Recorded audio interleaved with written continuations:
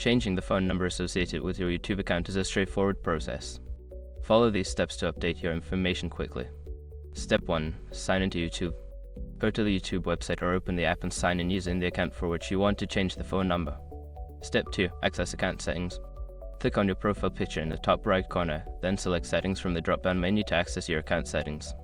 Step 3. Navigate to Account Information. In the Settings menu, look for the Account section. Here, you will find various options related to your account information. Step 4. Update phone number. Find the option for phone numbers or manage your phone numbers. Click on it and you will see your current phone number. Select the option to edit or change it. Step 5. Verify new phone number. Enter your new phone number and follow the prompts to verify it. You may receive a verification code via SMS that you will need to input to complete the change. Once you've completed these steps, your phone number will be updated on your YouTube account. If you encounter any issues, refer to YouTube's Help Center for further assistance.